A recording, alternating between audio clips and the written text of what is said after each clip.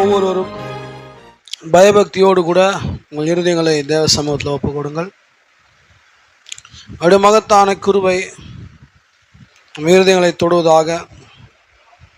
நாம் சற்று நேரம் அவருடைய சமூகத்தில் இருந்து ஒரு சிறு காரியத்தை தியானித்து இந்த ராபோஜன பந்தியை அனுசரித்து நாம் கடந்து செல்வோம்.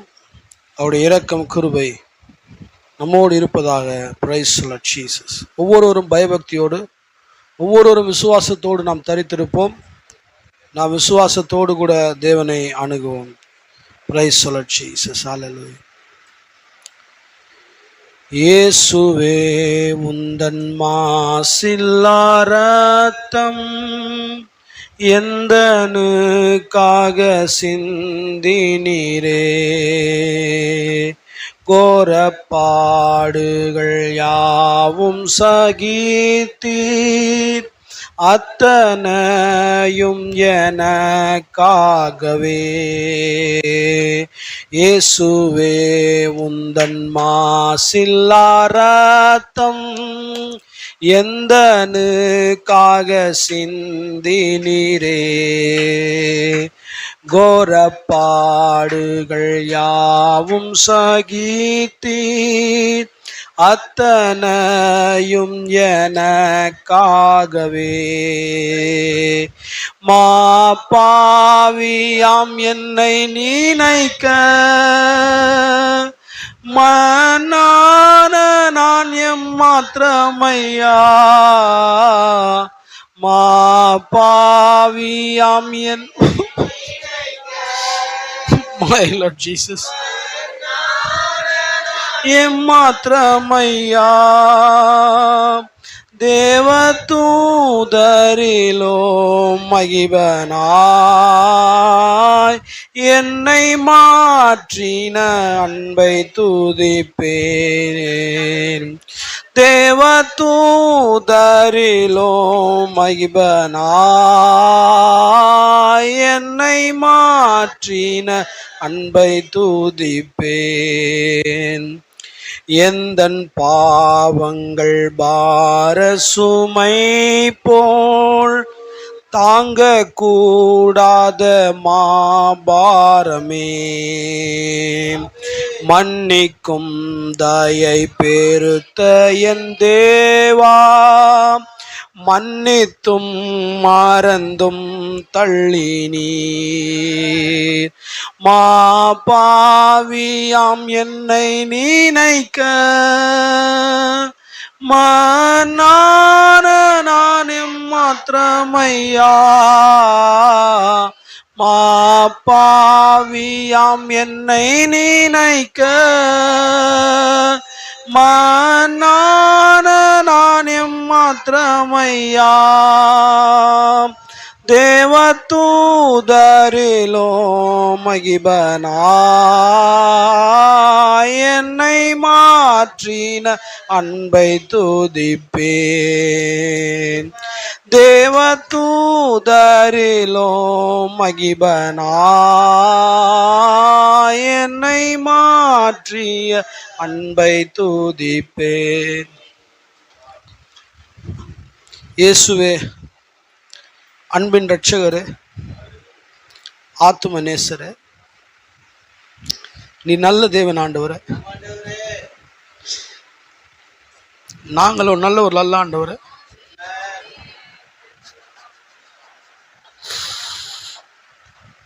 உடைய அன்பு எவ்வளவு பெரியது ஆண்டவரே.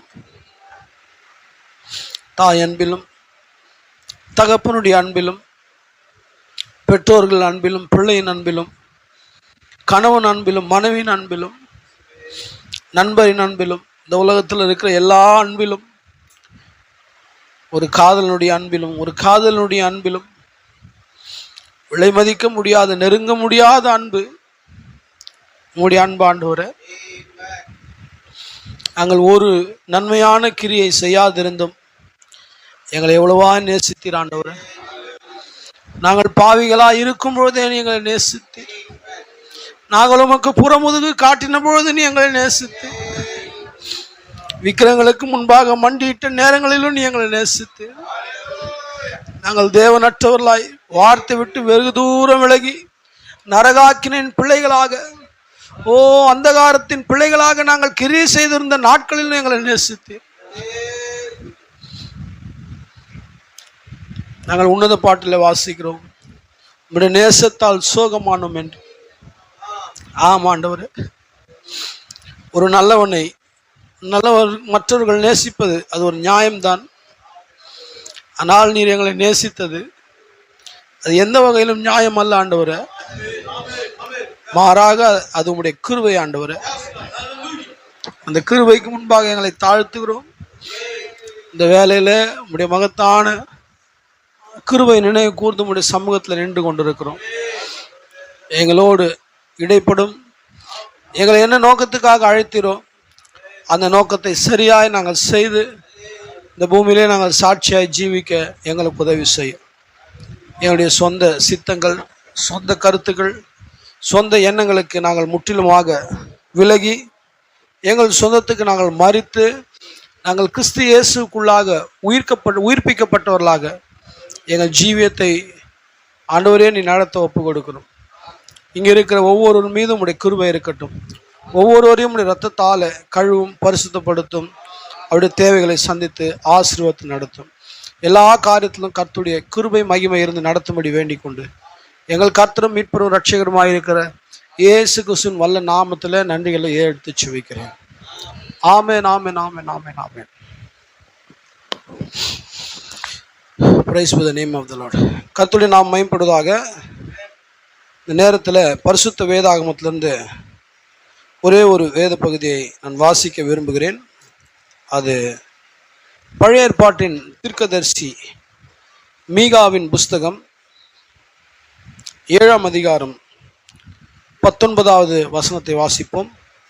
1080வது பக்கம் பழைய ஏற்பாட்டில் தீர்க்கதரிசி மீகா புஸ்தகம் 7ஆம் அதிகாரம் 19வது வசனத்தை நாம் வாசிக்க கேட்கலாம். அவர் திரும்ப நம்மேல் இறங்குவார், நம்முடைய அக்கிரமங்களை அடக்கி நம்முடைய பாவங்களை எல்லாம் சமுத்திரத்தின் ஆழங்களில் போட்டுவிட்டார். அல்லேலூயா. வாசிக்கப்பட்ட இந்த வேத வசனத்தோடு கர்த்தர் தம்முடைய ஆசீர்வாதங்களை கூட்டுவாராக. நீங்கள் உட்காரலாம்.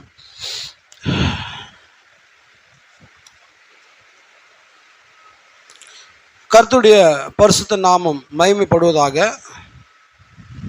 ஆல் திங்ஸ் அப்படின்னு ஒரு ஆங்கிலத்தில் ஒரு செய்தி இருக்கிறது. 1962 வருஷத்தில் அந்த செய்தியை தீர்க்கதரிசி பிரசங்கித்திருக்கிறார்.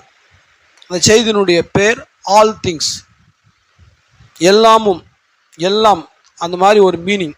எல்லா காரியங்களும், எல்லாவற்றையும், சரியான வார்த்தை என்றால் எல்லாவற்றையும், அதான் அந்த செய்தியினுடைய மீனிங். அந்த செய்தியிலிருந்து ஒரு சில காரியங்களை நான் படித்து கொண்டிருந்தேன். இந்த இந்த என்ன சொல்றேன்னா, புக்கு கூட இல்லை என்கிட்ட, அது இங்கிலீஷில் இந்த டேபிளில் படிச்சுட்டு இருந்தேங்க. அதுலேருந்து த சீ ஆஃப் அன்ஃபர்கட்ஃபுல்னஸ், மறதியின் கடல். த சீ ஆஃப் அன்ஃபர்கட்ஃபுல்னஸ், மறதியின் கடல் அப்படின்னு ஒரு பொருளோடு கூட இந்த ராபோஜனத்தில் நாம் அணுகுவோம். கர்த்தர் நமக்கு இரக்கம் செய்வாராக. இது ஒரு ஷார்ட்டாக தான் இந்த மெசேஜ் பேச போகிறேன். இது பெரிய காரியங்கள் இருக்கிறது. இருந்தாலும் நாம் ஜெபத்தோடு கூட இருப்போம். கர்த்தர் உதவி செய்வாராக. மறதியின் கடல், இந்த தலைப்பில் நாம் ஒரு காரியங்களை தியானிப்போம். பாருங்கள், எல்லாவற்றையும் தேவன் நமக்கு கொடுத்திருக்கிறார் என்று அப்போஸ்தலனாகிய பவுல் ரோமரில் எழுதுகிறார். எல்லாவற்றையும் கிறிஸ்துவின் மூலமாக நமக்கு அளிக்கப்பட்டிருக்கிறது. ஸோ நம்மிடம் எல்லாவற்றையும் தேவன் தாமே கொண்டு வருவதற்கு பரலோகத்தின் ஆசீர்வாதங்கள், இந்த உலகத்தில் இருக்கிறதான உலகத்தையே தம்முடைய வார்த்தையினாலே இந்த பூமியை ஆளக்கூடிய அந்த மகத்தான அந்த அதிகாரத்தை தேவன் தாமே கிறிஸ்து இயேசுவின் மூலமாக நமக்கு கொண்டு வந்திருக்கிறார். நாம் உண்மையிலே அதிகாரம் படைத்த மக்கள் அல்ல, அதாவது நமக்கு வல்லமை படைத்த மக்கள் நாம் அல்ல. ஆனால் தேவன் நமக்கு அதிகாரத்தை கொடுத்திருக்கிறார். ரொம்ப அருமையான அதற்கான ஒரு உதாரணத்தை நாம் பார்ப்போம் என்றால், ஒரு ரயில்வே ட்ராக்ல ஒரு 160 கிலோமீட்டர் வேகத்தில் ஒரு ரயிலானது வந்து கொண்டிருக்கிறது. எவ்வளோ வேகத்தில் வருதுங்க? 160 180 கிலோமீட்டர் வேகத்தில் வந்தே பாரத் மாதிரி ஒரு ட்ரெயின் வந்து ரொம்ப வேகமாக வந்து கொண்டிருக்குது. அந்த ரயிலை நம்ம யாருன்னா நம்முடைய பலத்தினால் போய் நிறுத்த முடியுமா? நம்ம போய் நின்று அதை நிறுத்தணும்னு நினச்சோம்னா நம்மளை அதை தூக்கி அடித்து நம்ம பீஸாக போயிடுவோங்க. ஸோ நமக்கு வல்லமை கிடையாது. ஆனால் அந்த ரயில்வே டிபார்ட்மெண்ட்டில் வேலை செய்கிறதான ஒரு 40-45 கிலோ 50 கிலோ எடை கொண்ட ஒரு ஒல்லியான தேகம் கொண்ட ஒரு மனிதன், அந்த ரயில்வே அதிகாரமானது அந்த மனிதனுக்கு, அந்த ரயில்வே வாரியம், ரயில்வே டிபார்ட்மெண்ட் ஆனது அது ஒரு அதிகாரத்தை கொடுக்கும்பொழுது, அந்த அதிகாரத்தோடு அந்த மனிதன் இருக்கிறான், ஒரு சிவப்பு கொடியை வைத்துக்கொண்டு அந்த யூனிஃபார்மோடு கூட நிற்கும் பொழுது. ஸோ இப்போ அவனுக்கு வல்லமை கிடையாது அதை நிறுத்துவதற்கு, ஆனால் அதிகாரம் இருக்குது. அல்லேலூயா. அது எவ்வளோ வேகமாக வருது. அவன் அதை வல்லமையினால் நிறுத்தலை, ஆனால் தனக்கு அளிக்கப்பட்டதான அதிகாரத்தினால அந்த ட்ரெயினை நிறுத்துறான். அது 150 வரட்டும், 170 வரட்டும், 200 வரட்டும், 300 கூட வரட்டும். ஜப்பான்லாம் வந்து புல்லட் ட்ரெயின்னு சொல்லி 500 கிலோமீட்டர் வேகத்தில் போகுதுங்க. 500 கிலோமீட்டர் வேகத்தில் போகக்கூடிய ஒரு ட்ரெயினையும் ஒரு என்ன சொல்கிறதுங்க, ஒரு 40 நம்ம எஸ்தர் மாதிரி ஒரு நபர், எஸ்தர் மாதிரி ஒரு தேகம் கொண்ட ஒரு நபர் என்ன பண்ணுறான்னா, அவரால் வந்து தனக்கு அளிக்கப்பட்ட அதிகாரத்தை கொண்டு அந்த ட்ரெயினை நிறுத்துறார். ஸோ தேவன் இன்னைக்கு நமக்கு அதிகாரம் கொடுத்துருக்கிறார் கிறிஸ்து இயேசுவின் மூலமாக. புரியுதுங்களா? கிறிஸ்து இயேசு. ஸோ எப்படி ஒரு அரசாங்கமானது அந்த பணியாளுக்கு ஒரு அதிகாரத்தை கொடுக்குதோ பாருங்கள், ஒரு ட்ரெயின் வருது, ஒரு பெரிய ரயில் வருது, நம்ம ரோட்டில் பார்க்குறோம், எவ்வளோ வேகமாக வந்தாலும் அந்த போலீஸ்காரன் அந்த ஸ்டாப் போர்டை காமிச்சு விடணுமே, அந்த யூனிஃபார்மோடு நிற்கும்போது எந்த வண்டியாக இருந்தாலும் நிற்குது. அதே மாதிரி தான் கிறிஸ்துவானவர் தம்முடைய பாடு மரணம் உயிர்த்தெழுதல் மூலமாக தம்முடைய பிள்ளைகளுக்கு இந்த உலகத்தின் பேரிலே அதிகாரம் கொடுத்திருக்கிறார். சரிங்களா? ஸோ எல்லாவற்றையும் தேவன் நமக்கு கொடுத்திருக்கிறார். ஸோ இந்த எல்லாவற்றையும் தேவன் நமக்கு அளிப்பதற்காக தம்முடைய சொந்த குமாரனை தேவன் தாமே மனுஷனாக பூமியில வந்து அவர் மரித்த நேரத்தில் அவர் அவ்வளவு பாடுகளையும் அவ்வளவு துன்பங்களையும் அவர் அனுபவித்த பொழுது நாம் இவைகளை பெற வேண்டும் என்பதற்காக அவர் சிலுவையிலே அவரை தனியாக விட்டு விட்டார். அதனால தான் தீர்க்கதரிசி சொல்லுகிறார், நாம் பெற்ற ரட்சிப்பு இலவசமானது, ஆனால் அது ஒருபோதும் மலிவானதல்ல. சரிங்களா? ஆனால் நம்முடைய ரட்சிப்பு இலவசமானது தான், அது மலிவானது அல்ல. நமக்கு அதை இலவசமாய் தேவன் கொடுத்தாலும் அது இலவசமாக வந்ததுக்கு பின்பாக தேவன் தம்முடைய சொந்த ஜீவனையே நமக்காக அளித்திருக்கிறார். ஸோ இலவசமாக கிடைக்குதுன்றதுக்காக நாம் அலட்சியமாக இருக்கக்கூடாது. அது மலிவானதல்ல, அது நமக்கு இலவசமாக கிடைச்சிருக்குது. அது நமக்கு இலவசமாய் கிடைத்தபடினால தான் பரலோக ராஜ்யத்துக்கு செல்வதற்கான பாஸ்போர்ட்டை அது கொண்டு வந்திருக்கிறது. அது மலிவானது அல்ல. அல்லேலூயா. ஸோ தேவன் இவைகளை நம்மிடத்தில் கொண்டு வந்து சேர்ப்பதற்காக எல்லாவற்றையும் தேவன் நமக்காக கிறிஸ்துவை சிலுவையில் விட்டு விட்டார். ஸோ கிறிஸ்து இயேசுனுடைய அந்த கல்வாரி சிலுவையின் மரணத்தின் மூலமாக தேவன் நம் மீது வைத்ததான அன்பு முழுமையாக வெளிப்பட்டது. சாதாரண விஷயம் இல்லைங்க. தேவன் நம்மை எவ்வளவாக நேசித்தார் என்கிற காரியம் கிறிஸ்து இயேசுனுடைய பாடுகளினால் வெளிப்பட்டது. வேதம் சொல்றது, அவர் தம்முடைய சொந்த குமாரன் என்றும் பாராமல் நம்மீது வைத்த அன்பினாலே அவரை சிலுவையில விட்டு விட்டார். அல்லேலூயா. ஸோ நாம் அந்த தெய்வீகமான நிலையை அடைய வேண்டும் என்பதற்காக தேவன் இவைகளை நமக்காக செய்தார். ஸோ இது எல்லாமே கல்வாரி சிலுவையில் கிறிஸ்து மரித்த பொழுது அவ்வளவு பாடு, அவ்வளவு உபாதைகள், அவ்வளவு நெருக்கடி, அவ்வளவு போராட்டம் துக்கங்களோடு அவர் மரித்த பொழுது தேவன் ஏன் அவரை அவ்விதமாக விட்டு விட்டார் என்றால், அவர் நம்ம எல்லாரையும் தம்முடைய சிந்தையில கொண்டிருந்தார். அவர் ஒருவரை காப்பாற்றி இருப்பார் என்றால் நாம் எல்லாரும் ஆண்டு போயிருப்போம். அவர் ஒருவரை மரணத்திற்கு உட்படுத்தபடினாலே இன்றைக்கு நாம் எல்லாரும் பிழைத்திருக்கிறோம். அல்லேலூயா. அதனால நான் பார்த்தீங்கன்னா திருக்குறள் சொல்லுகிறாருங்க, அவர் எல்லாவற்றையும் கொடுத்தார். ஐ can't speak at all things. ஆனால் நான் எல்லாவற்றையும் நம்மால் அவர் நமக்கு என்னெல்லாம் அளித்தாரோ அவர் எல்லாவற்றையும் என்னால் பேச முடியாது. I can't speak at all things but I want to speak of one things, certain thing to there all things. அது ஒன்றுக்குள்ளதான் இது நிச்சயமாக இவை எல்லாமே வருகிறது. And I think that is an important thing that is பார்டன்டு. அது ஒன்றுதான் மிக முக்கியமான ஒரு காரியமாக இருக்கிறது. அதுதான் தேவன் நமக்கு அளித்ததான மன்னிப்பு. அல்லேலூயா. திருக்குறள் சொல்லுகிறார், பார்டன்டு மீன்ஸ், மன்னித்தல் என்பதனுடைய பொருள் என்ன என்றால் a release from guilt, குற்ற உணர்விலிருந்து விடுதலை. நம்ம எல்லாருக்கும் ஏதாச்சும் தவறுகள் நம்ம செஞ்சுருப்போம். எல்லாருக்குள்ள ஏதாச்சும் ஒரு வீக்னஸ் இருந்திருக்கும். ஏதாச்சும் ஒரு மிஸ்டேக்ஸ் பண்ணியிருப்போம். ஏதாவது நம்முடைய எண்ணங்களில், நம்முடைய சிந்தைகளில் அது அவ்விதமாக இருக்கும். சில நேரங்கள் நமக்கு ஒரு டவுட் வரும், இது உண்மையிலே நமக்கு மன்னிக்கப்பட்டதா? விசுவாஸ் கொண்டு வருவான், இது மன்னிக்கப்பட்டதா, இது தேவன் மன்னித்துட்டாரா, இந்த காரியத்தை கொண்டு நான் நியாய தீர்ப்பில் நிற்பனா அப்படின்னு நமக்கு சில நேரங்களில் நம்முடைய சிந்தையோடு கூட சில காரியங்கள் இடைப்படும். அல்லேலூயா. ஆனால் கர்த்தருடைய வார்த்தை சொல்லுகிறது, பாடன் என்றால் மன்னிப்பு. இந்த மன்னிப்பு, பாடன் என்றால் a release from guilt.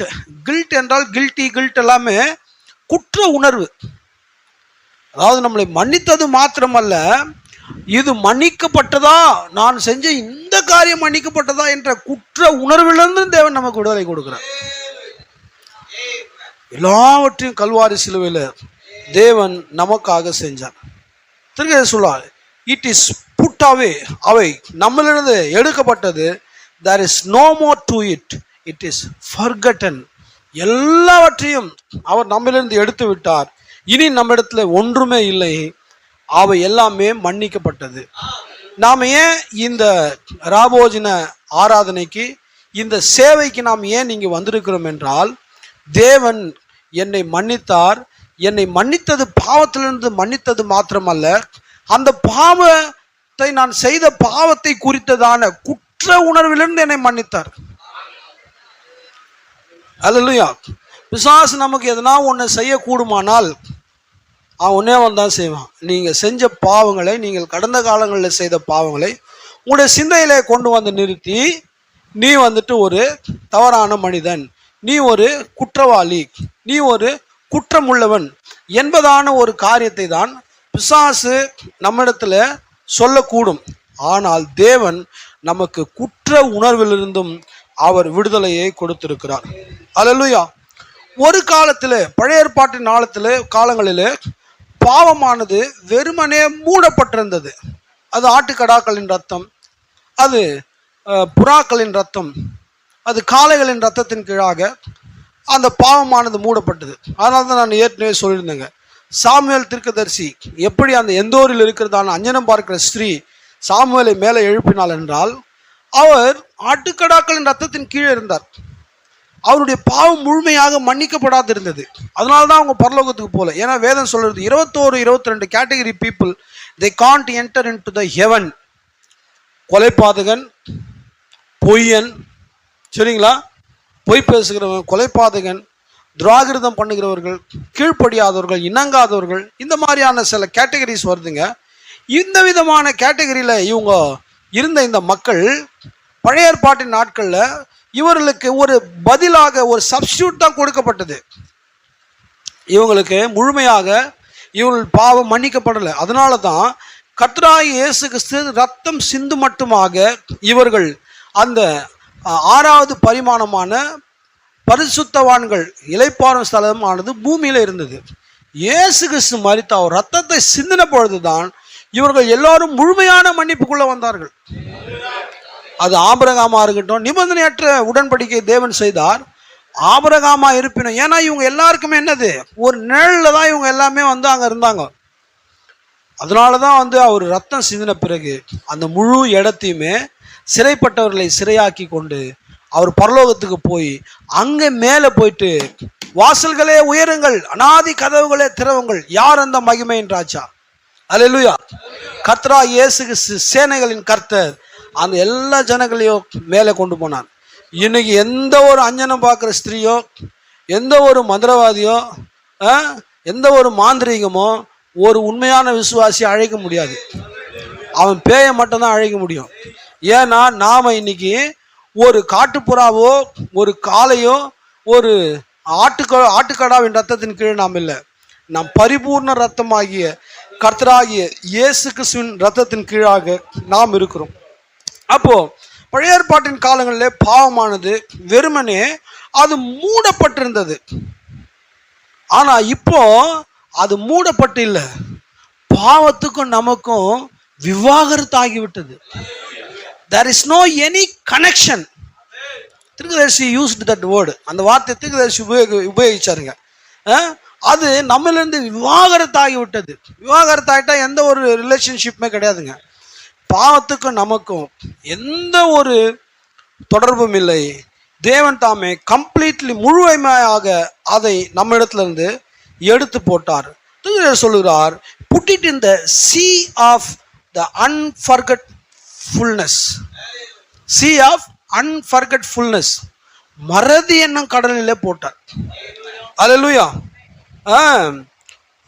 சொல்றாரு, to never to be remembered no more. It is completely erased through the power of Calvary. We are pardoned. அந்த கல்வாரியிலே அவருடைய கல்வாரியிலே அவர் ஜீவனை கொடுத்த அந்த வல்லமையினால முழுமையாக அவர் நம்முடைய பாவங்களை அவர் பாருங்க சுவடு தெரியாமல் அழிச்சிட்டார். சுவடே தெரியாது. ஒரு காலத்துல பிசாசு வந்து என்ன பண்ணுவான்னா, பாருங்க யாரோ ஒரு சகோதரன் பேரை சொல்லி, பாருங்க இவ்வளோ எழுதியிருக்குது, இவங்க பண்ண இந்த மிஸ்டேக்ஸ் எல்லாம் அப்படின்னு அந்த காலத்துல சொல்லியிருந்தது. அந்த காலத்துல பிசாசு அவிதமாக செய்திருந்தான். ஆனா இன்னைக்கு பிசாசு பார்த்தான்னா அது எல்லாம் இப்படிதான் தெரியும். தகுது பார்த்தீங்களா, வெள்ளை இப்படிதான் இருக்கும். ஏன்னா தேவனுடைய ரத்தமானது அந்த பிளாக்ல விழுந்தது, அது எல்லாமே இப்படி ஆயிடுச்சு, ஸ்னோ ஒயிட் ஆயிடுச்சு, தூய வெண்மை ஆயிடுச்சு. இதை நீங்க விசுவாசித்தான் ஆகணும். அதனால திருநெல்வேலி சொல்றார், இன்னைக்கு மனவாட்டின் இடத்துல பாவம் இல்லை. பாவம் என்பது என்ன? வார்த்தையின் பேர்ல இருக்கிறதான அவிசுவாசம். என்னதான் புரட்டி எடுத்து அடித்தாலும் இந்த சத்தியம் உண்மையானது நம்ம நம்புறோம். நமக்கு பலவீனங்கள் உண்டு, நெருக்கடி உண்டு, போராட்டம் உண்டு, அது வேற. அது வேற பார்ட், அது வேற டிபார்ட்மெண்ட்டு. அடி வாங்குறது ஒரு டிபார்ட்மெண்ட்டு. எவ்வளவு அடி வாங்கினாலும், எவ்வளவு நெருக்கடி, குடும்பமே எப்படியாக நிலைக்கு போனாலும், இந்த சத்தியம் தேவனால் அனுப்பப்பட்ட சத்தியம். இது உண்மையான சத்தியம். இது தேவன் நமக்கு அனுப்பினதான உண்மையான வார்த்தை என்பதை இன்னைக்கு நாம் விசுவாசிக்கிறோம். இந்த விசுவாசத்தை தேவனுடைய ரத்தமானது நமக்கு கொடுத்தது. அல்லேலூயா. ஸோ நாம் இன்னைக்கு என்ன பண்ணனா, ஆதாமுடைய அந்த சுபாவத்தின்படியாக நாம் இருந்தோம். தேவனுடைய முதலாவது தீர்மானமானது பாருங்க, தேவன் முதலாக மனிதனை சிருஷ்டித்து மனிதன் விழுந்து போன பொழுது அந்த மனிதனை மீண்டுமாக நிறுத்துவதற்கு தேவன் ஒரு தீர்மானம் எடுத்தார். அந்த தீர்மானம் என்னவென்றால் அதுதான் மன்னிப்பு. அல்லேலூயா. அந்த மன்னிப்பானது, அந்த தீர்மானத்தை தேவன் எடுத்த பொழுது பாருங்க, திருநெல்வேலி சொல்லுறார், தேவனுடைய முதலாவது தீர்மானமே நித்தியமானது. அவர் முதல்ல என்ன தீர்மானித்தாரோ அந்த தீர்மானமே கடைசி மட்டுமாக இருக்கும். அல்லேலூயா. அவர் ஒருபோதும் தன்னுடைய முதலாவது தீர்மானத்துக்கு எதிராக இரண்டாவதாக ஒரு தீர்மானத்தை செய்ய மாட்டார். ஆதாம் தவறு செஞ்சிட்டான், ஆதாமை மன்னிக்க அவர் ஒரு ஆட்டை அடித்து ஆதாமை சமாதானத்தோடு அமிச்சாருங்க, வேதனையிலிருந்து வெளியே போக சொல்லி. அல்லேலூயா. சமாதானத்தோடு அமிச்சு அந்த நன்மை, அந்த ஜீவ விருட்சத்துக்கு போகும் வழியை பட்டயத்தை வச்சு காவல் வச்சுட்டார். யாருமே நீ அதை போய் தொட முடியாது. சுடரொளி பட்டயம் சுத்தினே இருக்கும். அல்லேலூயா. ஆனா பாருங்க, திருநெல்வேலி சொல்லுறார், சபை காலங்களிலே கர்த்தராகிய இயேசு கிறிஸ்து ஜீவனை அவர் கொடுத்து அவர் பாருங்க அந்த அந்த என்ன சொல்றாங்க, ஜீவ விருட்சத்துக்கு போகிற வழியை தேவன் இன்னைக்கு நமக்கு திறந்திருக்கிறார். அன்னைக்கு அந்த 4 ஜீவன்கள் என்ன பண்ணுச்சுன்னா, இங்க வராதிங்க பட்டயத்தை வச்சு சுத்தினாங்க. இயேசு கிறிஸ்து கல்வாரி சிலுவையிலே நமக்காக ரத்தம் சிந்தி அவர் மரித்து நமக்கான புதிதும் ஜீவனுமான வழியை அவர் உண்டாக்கின பொழுது அங்க இருக்கிறதான அந்த 4 ஜீவன்கள் நீங்க வாங்க இதனோட வந்து புசிங்க என்று இன்னைக்கு நம்மளை அழைக்கிறதாக தேவன் வச்சிருக்கிறார். அன்னைக்கு என்ன பண்ணாங்க? இங்க வந்தீங்க வராதிங்க, வந்தீங்கன்னா என்னது உங்களை வெட்டுவேன் என்று அந்த 4 ஜீவன்கள் சுத்தி கொண்டிருந்தது. கல்வாரி சிலுவையில் அவருடைய பாடு மரணம் உயிர்த்தெழுதலுக்கு பிறகு அந்த 4 ஜீவன்கள் இன்னைக்கு எல்லாரும் நம்மை அழைத்து கொண்டிருக்கிறார்கள். அதுதான் இன்னைக்கு சுவிசேஷ ஒளியாக இருக்கிறது. அல்லேலூயா. ஓகே, தீர்க்கதரிசி ஒரு அருமையான ஒரு காரியத்தை சொல்லுகிறார். அந்த காரியத்தை சொல்லி இந்த சி ஆஃப் அன்ஃபர்கெட்ஃபுல்னஸ், மறதியின் கடலை குறித்து ஒரு காரியத்தை சொல்லி நாம் ராபோஜன பந்திக்குள்ளே கடந்து போகலாம். ஒரு வாலிப பெண்ணை குறித்து தீர்க்கதரிசி சொல்லுகிறார். நீங்கள் யாவரும் படித்திருக்கலாம், ஒரு சிலர் இதை இப்பொழுதுதான் முதலாவது கூட கேட்கலாம்.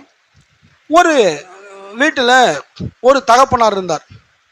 அவருடைய வேலை என்னன்னா, தொடர்ச்சியாக வேதாகமத்தை வாசித்து கொண்டே இருப்பார். அல்லேலூயா. கிறிஸ்தவர்களாகிய நாம் எப்பொழுதுமே வேதாகத்தை வாசிக்கணும். அது சாதாரண நினைக்காதீங்க. உங்களுடைய வாழ்க்கையை மாற்றக்கூடியது, உங்களுடைய ஜீவியத்தை மாற்றக்கூடியது, உங்களை பரிசுத்தவானாய் மாற்றக்கூடியது தேவனுடைய வார்த்தை தான். நாம் ஒரு புஸ்தகத்தை வாங்குகிறோம், ஸ்போக்கன் இங்கிலீஷ். இப்போலாம் வந்து ஆப்பெல்லாம் வந்துடுச்சு. நாங்கள்லாம் வந்து பள்ளிக்கூடம் படித்த நாட்களில் ரெபிடெக்ஸ்னு ஒரு இங்கிலீஷ் புக்ஸ் ஒன்று கிடைக்கும், ஸ்போக்கன் இங்கிலீஷ். அதை வாங்கி தான் கொஞ்ச நாள் கையில் வச்சு படிச்சுட்டு இருந்தோம். இஸ்ஸு, வாசு,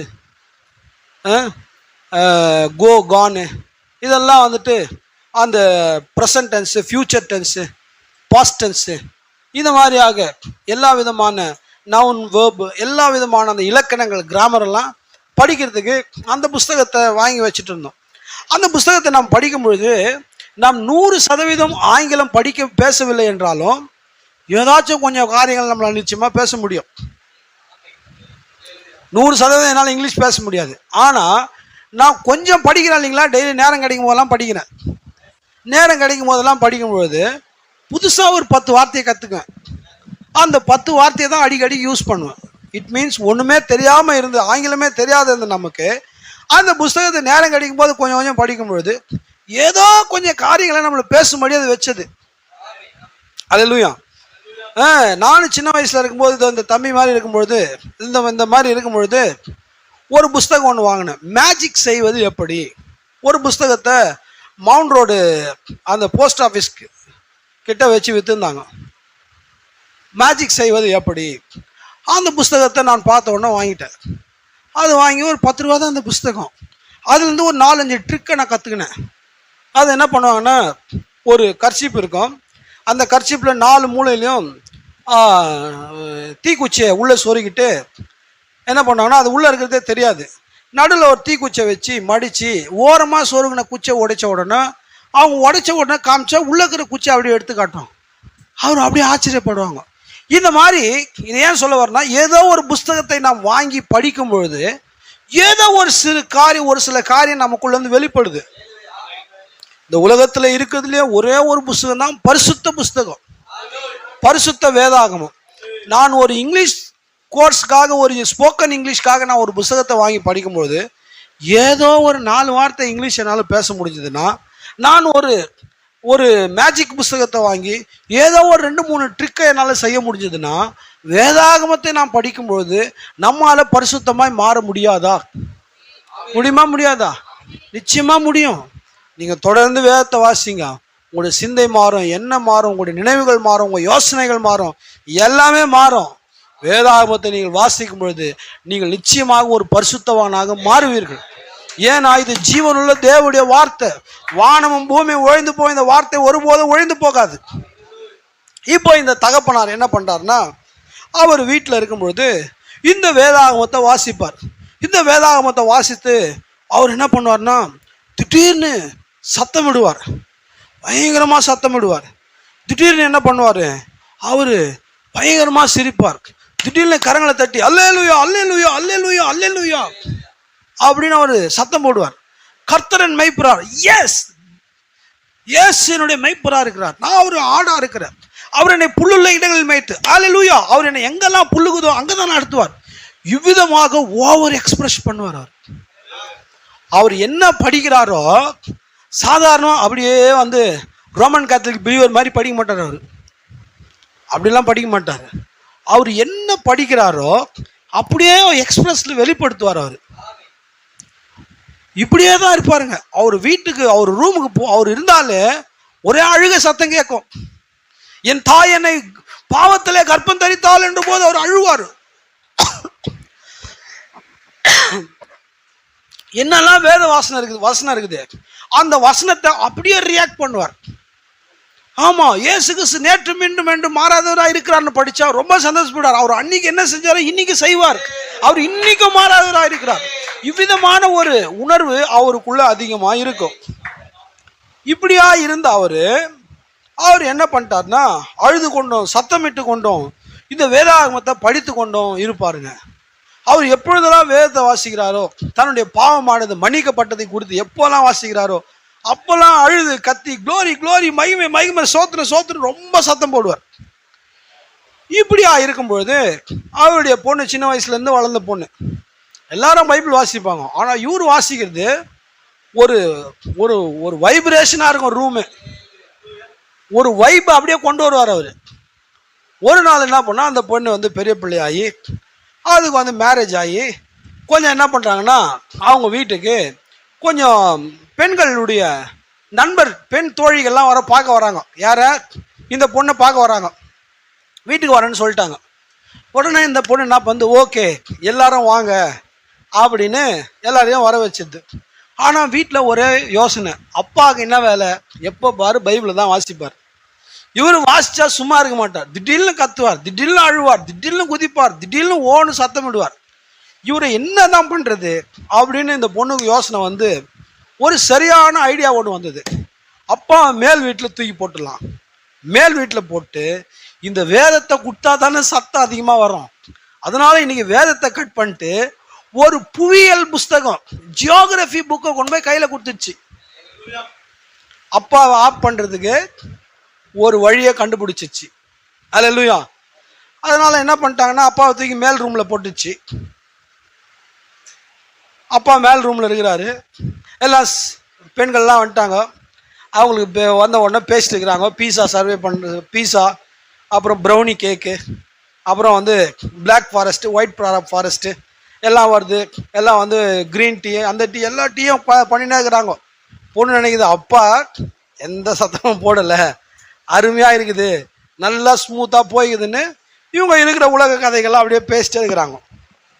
திடீர்னு என்ன ஆகுதுன்னா, மேலே டம டம டம டம டமான்னு சத்தம் கேட்குது. கத்துறாரு கத்துறாரு, அப்பா மேலே பயங்கரமாக கத்துறாரு, சாருக்கெல்லாம் உள்ள சத்தம் கேட்குது. உடனே என்ன பண்ணுது இந்த பொண்ணு, எல்லாரும் பயப்படுறாங்க. என்னாச்சு என்னாச்சு என்னாச்சுன்னு சொல்லுது. இல்லை இல்லை இல்லை, இரு நீங்கள் ஒன்றும் இல்லை, ஒரு சின்ன மேட்ரு, நான் போய் பார்த்துட்டு வரேன். யோசனை, நம்ம பைபிளை தானே கொடுக்கணும், நம்ம பைபிளை வாங்கிட்டோமே, நம்ம மாற்றி பைபிள் என்ன மேலே அந்த எடுத்துக்கினாரா? இல்லையே, நம்ம சரியாக தானே செஞ்சோம் அப்படின்னு போயிட்டு கதவை தட்டுது. கதவை தட்டின உடனே அப்பா கண்ணீரோட கதவை திறக்கிறாரு. பயங்கர வைப்ரேஷனாகிறாரு. அது சொல்லுது, அப்பா கொஞ்சம் புஸ்தகத்தை கொடுக்கணும்னு புஸ்தகம் வாங்கி படிக்குது. பார்த்தா ஜியோகிராஃபி, புவியியல் புஸ்தகம் தான். அந்த பொண்ணு சொல்லுது, அப்பா நான் உங்ககிட்ட கொடுத்தது பைபிள் இல்லை, புவியியல் புஸ்தகம். இதை படிச்சுட்டு நீங்க ஏன் கத்துறீங்க? இதை படிச்சுட்டு ஏன் இவ்வளவு கத்துறீங்க? நீங்க பைபிளை படிச்சுட்டு தான் கத்துவீங்க, ஆனா இதை படிச்சுட்டு கத்துற அளவுக்கு இதுல என்ன இருக்குது அப்படின்னு அந்த பொண்ணு கேட்டது. அந்த அப்பா சொன்னாரு, அம்மா நான் வேதாகமத்துல இப்படியாக சில காரியங்களை வாசிச்சேன். அவர் திரும்ப நம்மேல் இறங்குவார், நம்முடைய அக்கிரமங்களை எல்லாம் அடக்கி நம்முடைய பாவங்களை எல்லாம் சமுத்திரத்தின் ஆழங்களிலே போட்டு விடுவார். என் பாவத்தெல்லாம் சமுத்திரத்தின் ஆழத்துல போடுவாரு அப்படின்னு சொல்லப்பட்டது. நான் வந்து ஒரு பிரசங்கத்தை கேட்டேன். அவர் என்னுடைய பாவங்களை அவர் மறதி என்னும் கடல்ல போட்டார்.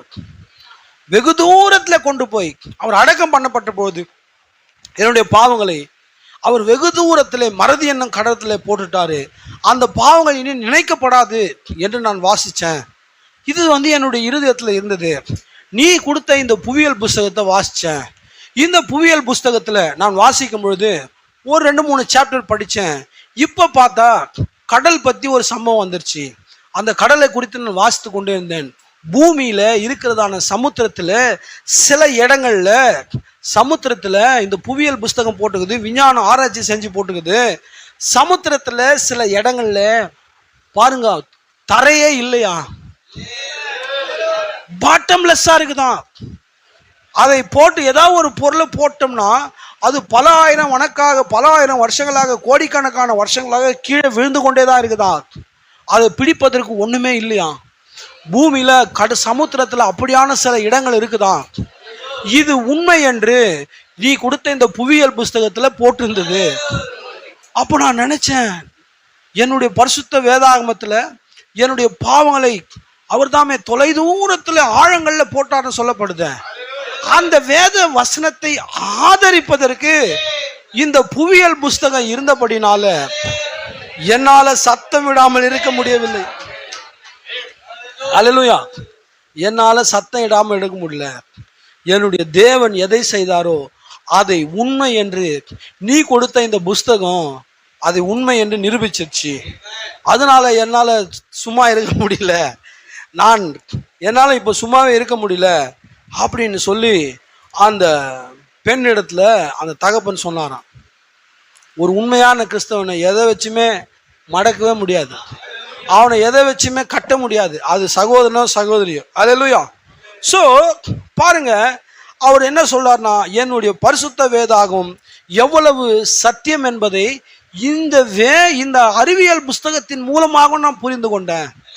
அது ஒண்ணு கூட பொய் சொல்லல. அல்லேலூயா.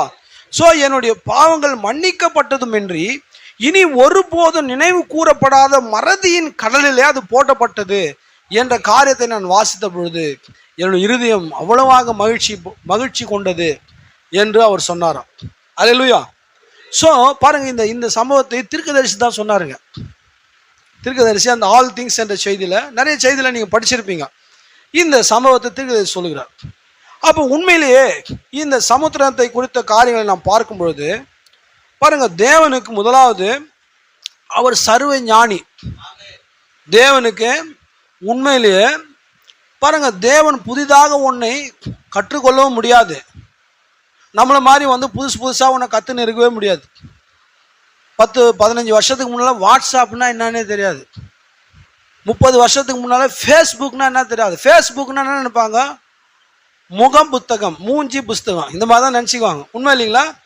ஆமாம். இப்போ யூஸ் பண்ணுற இந்த வார்த்தைகள்லாம் 20-30 வருஷங்களுக்கு முன்பாக என்னான்னே தெரியாது. ஆனால் நம்ம இன்னைக்கு புதுசாக கற்றுக்கணும். அதெல்லாம் ஃபேஸ்புக் கற்றுக்கணும், ட்விட்டரை கற்றுக்கணும், இன்ஸ்டாகிராம் கற்றுக்கணும், இன்னும் கற்றுக்கணும், இமெயில் கற்றுக்கணும். நமக்கு தெரிஞ்சதெல்லாம் மெயில் தான் தெரியும்.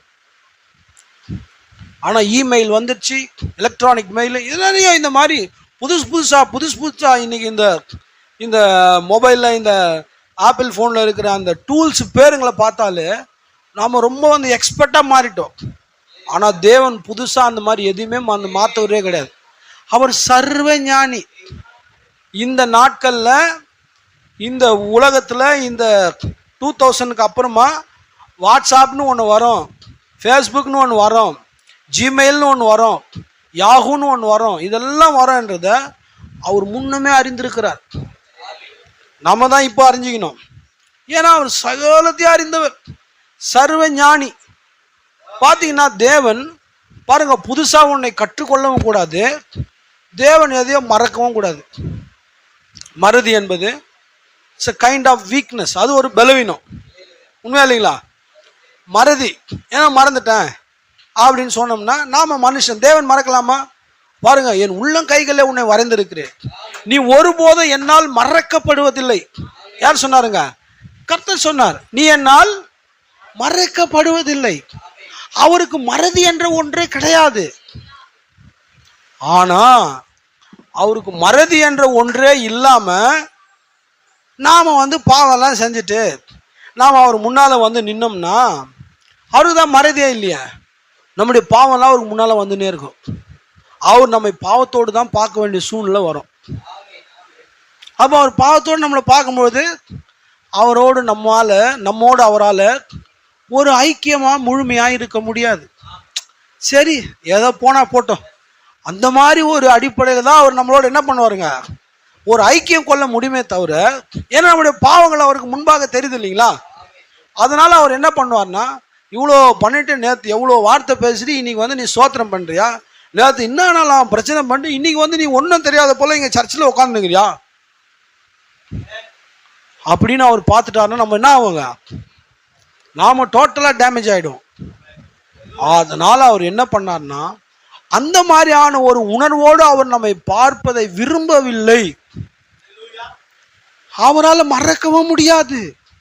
அவர் சர்வ ஞானி, அவருக்கு மறதி என்பதே கிடையாது. ஆனால் அவர் மறதி என்பது இல்லாது இருக்கிற பட்சத்தில் அவர் நாம் போய் நிற்கும்போது அவர் நம்முடைய எல்லா அறிக்கை செஞ்ச பாவத்தையும் அவர் மறக்காமையே வச்சிருந்தார்னா நம்மோடு கூட ஒரு முழுமையான ஒரு ஐக்கியத்தை, ஒரு ஈடுபாட்டை அவர் நம்மோடு கொண்டிருக்க முடியாது. ஸோ எவ்வளோ ஒரு நெருக்கடியான சூழ்நிலை பார்த்தீங்களா. நான் சொல்றது புரியுதா இல்லைங்களா. திருக்கதர் சொல்லுகிறார், ஜீவ புஸ்தகம் என்ற ஒரு ட்ராக்ஸ் இருக்குது சபை காலங்களில்.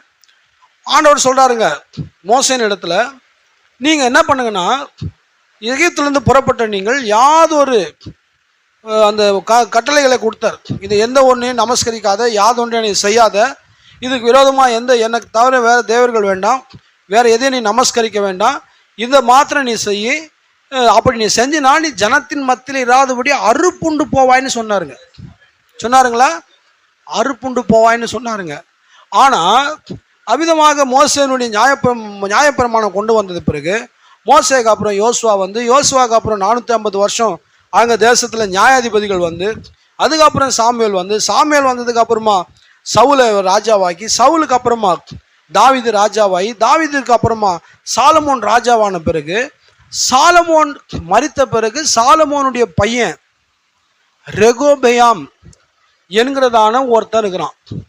அவன் யார்னா, ரெகோபெயாம் என்றால் சாலமோனுடைய பையன், தாவீதுடைய பேர பையன்.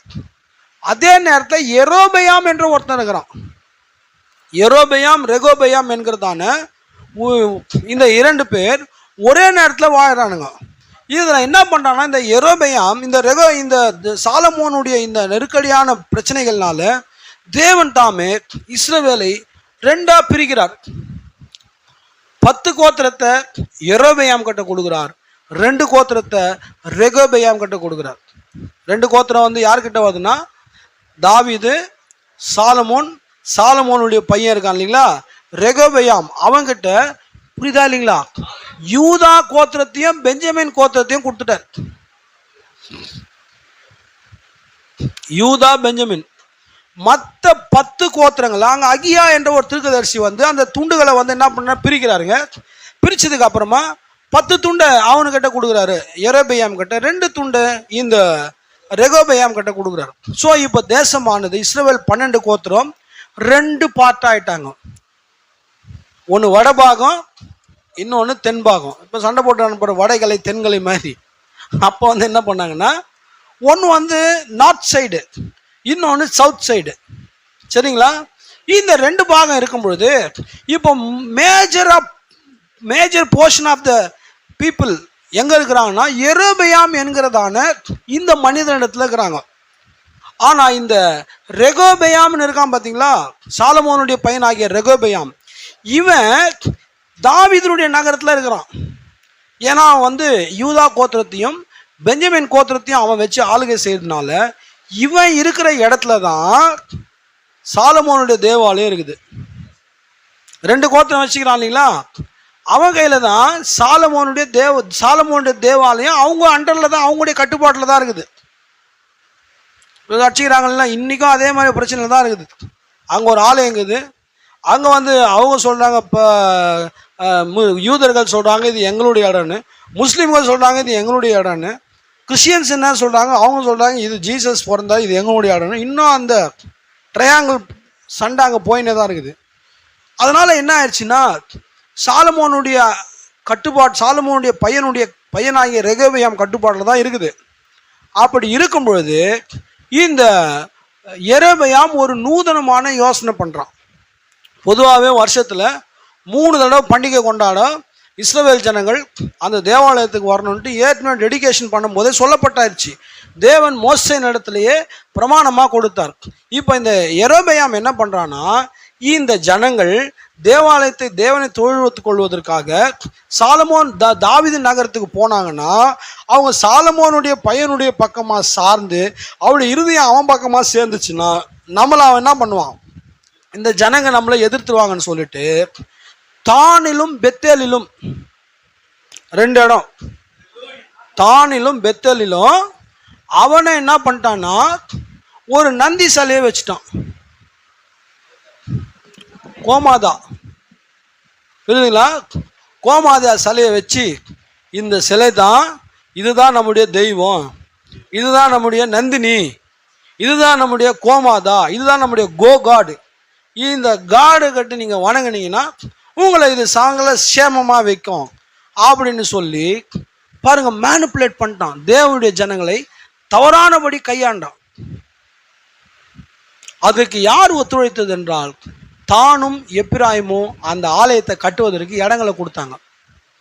நீங்கள் வேதாகமத்தில் வாசிக்கும்போது கடைசியாக 12 இந்த இருக்கிற இந்த கோத்திரங்களில் வெளிப்படுத்தின விசேஷம் 7ஆம் அதிகாரத்தில் 12 கோத்திரங்களை நீங்கள் வாசிங்க, தானும் எப்பிராயிமும் இருக்காது. ஏன்னா தேவனுடைய வார்த்தை என்ன சொன்னது, என்னை அன்றி உனக்கு வேறு தேவர்கள் வேண்டாம், எனக்கு ஒப்பாக யாதொன்றை நமஸ்கரிக்க வேண்டாம், அப்படி நமஸ்கரிப்பையானால் ஜனத்தின் மத்தியில இராதபடிக்கு அறுப்புண்டு போவாய் என்று சொல்லப்பட்டது. இவங்க 2 பேரும் வணங்குறதுனால தானையும் எப்பிராயிமும் தேவன் தள்ளி விட்டார். அல்லேலூயா. அவங்க 2 பேரும் வெளியே போயிட்டாங்க. ஏற்கனவே லேவி அந்த கோத்திரத்தில் ஃபர்ஸ்ட் வராமல் இருந்தாங்க. லேவியை சேர்த்துக்கினாரு. அதுக்கப்புறம் யோசேப்பை உள்ளே கொண்டு வந்துட்டார். யோசேப்புடைய பையன் ஒருத்தன் மனாசே இருக்கிறான். உங்களுக்கு அந்த ஆர்டர்லாம் நான் உங்களுக்கு வாட்ஸ்அப்பில் அனுப்பிச்சி விட்றேங்க. ரொம்ப எளிமையான காரியம். ஏன் இதை நான் சொல்கிறேன்னா, மோசேன் இடத்துல சொன்னார். அல்லேலூயா. மோசேன் இடத்துல சொன்னார். பாருங்க, யோவான் பத்ம தீவில் பார்க்கும்போது அந்த 2 கோத்திரம் கரெக்டாக காணாமல் போயிட்டாங்க. எவ்வளோ வருஷம் ஆச்சுங்க? மோசே கிட்ட சீனாய் மலையிலேருந்து வரும்போது பிரமாணத்தை கொடுத்தாருங்க. எத்தனை வருஷம் ஆச்சு? மோசே போனார். மோசேக்கு அப்புறம் யோசுவா வந்தார். யோசுவாக்கு அப்புறமா நியாயாதிபதிகள் வந்தாங்க. அதுக்கப்புறம் ராஜாக்கள் வந்தாங்க. அப்புறம் பாபிலோனுக்குள்ளே சிறைப்பட்டு போயிடுச்சு. அவங்ககிட்ட எவ்வளோ நாள் அடிமைகளாக இருந்தாங்க. அதுக்கப்புறம் இயேசு வந்தார். இவ்வளோ நாள் ஆன பிறகும் தேவன் அவருடைய வார்த்தையை அவர் மறக்கவில்லை. 2 பேர் நீங்கள் செஞ்சீங்கள, கொம்பு வச்ச மாட்டை வணங்குனீங்கள, மாட்டு பொங்கல் கொண்டாடினீங்கள. நம்ம இன்னும் கிறிஸ்தவங்க மாட்டு பொங்கலுக்கு, தமிழர் திருநாள் பொங்கலுக்கு அதெல்லாம் இட்ஸ் கைண்ட் ஆஃப் என்ன சொல்லுதுங்க, அது ஒரு விக்கிரகம். நம்ம ஆளுங்க என்ன பண்ணுறாங்கன்னா, அந்த மாட்டு பொங்கல் அன்றைக்கி மாடை போட்டு உன் களஞ்சியத்தில் ஏதோ ஒரு வசத்தை போடுறாங்க. எருதுகளும் மாடுகளும் செழிக்கன்றது போடுறாங்க. ஹலோ, இந்த மாதிரி பண்ணது தான் தேவன் அவங்கள பாருங்க, 2 கோத்திரத்தையே கட் பண்ணிட்டாரு. இவ்வளவு ஞாபகம் உள்ள தேவன் எப்படி நம்முடைய பாவத்தை அவரால் மறக்க முடியும்? அதுதான் எடுத்துட்டு வரேன். இது ஒரு 5 நிமிஷம் முடிச்சிடுறேங்க. ஏன்னா நமக்கு இருட்டல் வந்துருச்சுங்க. ஓகே, இப்போ நான் பார்க்கும்போது இவ்வளவு ஞாபகம் உள்ள தேவனுக்கு எவ்வளோ ஞாபகம், எதுவுமே மறப்பதில்லை. நீங்கள் செய்கிற பாருங்க, எந்த ஒரு நன்மையும் தேவன் மறக்கிறவர் இல்லை. உங்களுடைய ஒரு ஜபத்தையும் தேவன் மறக்கிறவர் அல்ல. நீங்கள் செய்கிற ஒரு ஜபத்தை கூட தேவன் மறக்கிறவர் இல்லை. நீங்கள் என்னைக்கோ சொன்ன ஒரு துதியும் அவர் மறக்கிறவர் அல்ல. இப்படியா இருக்கிற தேவன் உங்களுடைய பாவத்தை மட்டும் எப்படி அவரால் மறக்க முடியும்? அப்படி என்றால் இப்போ அவரே சர்வ ஞானி இல்லை. நான் இப்போ சாம்சனை வச்சுக்கோ. இந்த சகோதரன் சாம்சனை இவர் நேற்று ஒரு தப்பை பண்ணிடுறார். இப்போ இன்னைக்கு சர்ச்சைக்கு வர்றாரு. இன்னைக்கு சர்ச்சைக்கு இவர் துதிக்கிறாரு. இப்போ தேவன் பார்க்குறாரு, நேத்தான் இவ்வளோ பண்ண, இன்னைக்கு என்ன நீ சும்மா துதிக்கிற நீ அப்படின்னு தேவனுக்கு கூட அவருக்கு ஒரு நெருக்கடி உண்டாயிடும். புரியுதுங்களா? இந்த தம்பியை பார்க்குறாரு, இந்த சகோதரனை பார்க்குறாரு, அந்த சகோதரியை பார்க்குறாரு, இந்த சகோதரியை பார்க்குறாரு. நீ நேற்று இதெல்லாம் பண்ணிட்டிய, இன்னைக்கு எப்படி இதை பண்ண முடியும்? இன்னைக்கு எப்படி வரும்போது தேவனுக்கு ஒரு டிஸ்டன்ஸ் உருவாயிடும். அதனால தேவன் என்ன பண்ணார்னா, சமுத்திரத்தில் சில இடங்களில் அல்லேலூயா தரையை தொடுவதற்கு வழியே இல்லாத பாட்டம்லெஸ். அதாவது என்ன, தரை தொடவே முடியாதாங்க. நமக்கு தெரிஞ்சு மரியானா ட்ரென்ச்னு ஒரு இடம் இருக்குது, கடல் அகழி. அதை வந்து மனுஷன் போயிட்டு கண்டுபிடிச்சிட்டு வந்துக்கிறான். 11,000 அடி உள்ள போதும் அது மரியானா ட்ரென்ச்சு. அந்த மரியானா ட்ரென்ச்சுக்குள்ள போனோம்னா அவங்க வரவே முடியாது. கடலில் மிகப்பெரிய ஒரு பெரிய பள்ளம், கடல் பள்ளம் அது பேர். நான் ஏற்கனவே ஒரு தடவை மரியானா ட்ரென்ச் பற்றி பிரசங்கம் பண்ணியிருக்கிறேன். ஞாபகம் யாருன்னா ஞாபகம் இருக்குங்களா? பரவாயில்ல, ஒரு சிலருக்கு ஞாபகம் இருக்குது. மரியானா ட்ரென்ச்சை வச்சு தேவனுடைய வார்த்தை இன்னைக்கு நமக்கு எப்படி இருக்குதுன்றத நான் வந்து ஒரு பிரசங்கம் பண்ணேன். எனக்கு நல்லா ஞாபகம் இருக்குது. நான் படித்தேன் ஒரு நாள் அந்த மரியானா ட்ரென்ச்சை பற்றி. அதை படிச்சுட்டு அதே நேரத்தில் நான் ஒரு செய்தியை படிச்சுட்டு இருந்தேன். ஒரு சரியான கனெக்டிவிட்டி ஆச்சு. அப்படியே ஒரு பிரசங்கம் பண்ணேன். அந்த மரியானா ட்ரென்ச் அவர் தான் உருவாக்குனார், கடல் பள்ளம். அல்லேலூயா. இப்போ இந்த மாதிரி கடல் பள்ளம் இருக்குது. ஆனால் அதுக்கு வந்து ஒரு ஆழம் இருக்குது, 11,000 அடி ஆழம் அது இருக்குது. ஆனால் சில இடங்கள்ல தரையே இல்லாமல் இருக்குது. நம்ம மெரினா பீச்சில் போகிறோம், கடலில் நிற்கிறோம், அப்படியே காலில் வந்து தண்ணி நினைக்குது, காலை நினைக்கிறோம், முட்டி வரைக்கும் நினைக்கிறோம், முழுவதுமாக முழுகிறோம். இதெல்லாம் நடக்குதுங்க. உள்ள சப்மரைன் உள்ள உள்ளிச்சில்லையா எல்லாம் போகிறாங்க, தரையை தொடுறாங்க. ஆனால் சில இடங்களில் தேவனே சிருஷ்டித்திருக்கிறார்.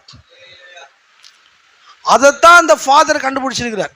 அவர் கத்தினார அந்த பெண்ணுடைய தகப்பன் சில இடங்களில் போட்டால் பாதாளத்தில் அடி மூடியே கிடையாது. பாதாளத்துக்கு பிறகு சமுத்திரத்தில் சில இடங்களில் தரையை தொடுவதற்கு அது எப்படின்னு நம்ம சொல்லவே முடியாது. இப்போ மேலே போயினேங்கிறான், எங்கே போய் முடிவு இருக்குது அதுக்கு? நான் அப்படியே பள்ளம் தோண்டினேங்கிறேன், எவ்வளோ தூரம் பள்ளம் தோண்ட முடியும்? பள்ளம் தோண்டினே இருக்கிறாங்க, எவ்வளோ ஆழம் தோண்ட முடியும்? இதுக்கப்புறம் பள்ளமே தோண்டவே முடியாதுன்னு ஏன்னா ஒரு இடம் இருக்குமா? அது ஏதோ ஒரு பாறையோ ஏதோ ஒன்று இருக்கும், அதை ஆக்கர் போட்டு உண்ணத்தோன்னா போய். ஏன்னா நித்தியமான தேவனுடைய படைப்பு எல்லாமே முடிவில்லாமல் இருக்கும்.